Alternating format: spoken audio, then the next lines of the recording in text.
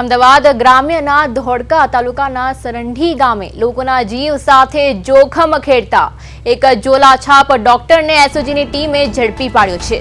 લાંબા સમયથી કોઈ પણ માન્ય મેડિકલ ડિગ્રી વગર ક્લિનિક ચલાવતા સુજીત રાય રતન રાય નામના આ શખ્સ સામે પોલીસે કડક કાર્યવાહી કરી છે। આ બોગસ તબીબ સરંઢી ગામે ક્લિનિક ખોલીને એલોપેથિક દવાઓ અને ઇન્જેક્શન આપી લોકોની સારવાર કરતો હતો। એસઓજીની તપાસમાં તેની પાસે કોઈ પણ અધિકૃત દસ્તાવેજ કે ડિગ્રી નથી મળી આવી। પોલીસે ઘટના સ્થળેથી વિવિધ દવાઓ અને તબીબી સાધનો કુલ 44,000થી વધુ રૂપિયાનો મુદ્દામાલ કબજે કર્યો છે।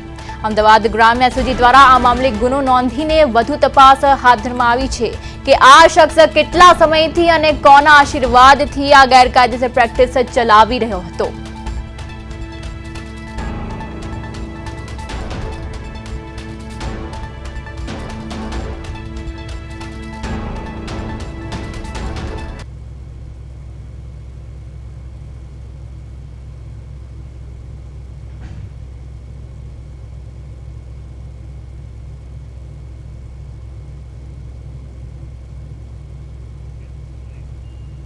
આજ સાથે આપણા સંવાદદાતા મુકેશ જોડાઈ ગયા છે। જી મુકેશ, સરંઢીમાં આજે ગેરકાયદેસર ક્લિનિકનો હવે જે પર્દાફાશ થયો છે ત્યારે આ આરોપી વિરુદ્ધ કાર્યવાહી કેવી ચાલી રહી છે?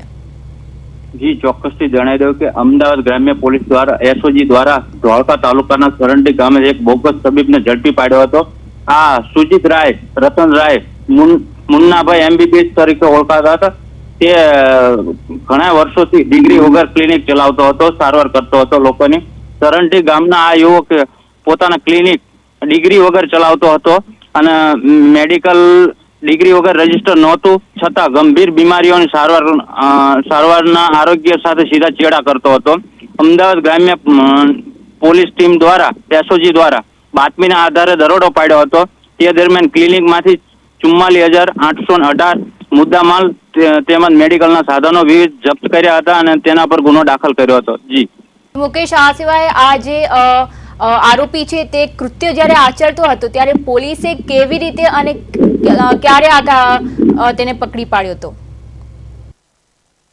કે ઘણા સમયથી ઘણા દર્દીઓની સારવાર કરી રહ્યો હતો। તે દરમિયાન તેમને બાતમી મળતા તેમને તાત્કાલિક રેડ કરવામાં આવી હતી। જી મુકેશ, સમગ્ર માહિતી બદલ આપનો આભાર।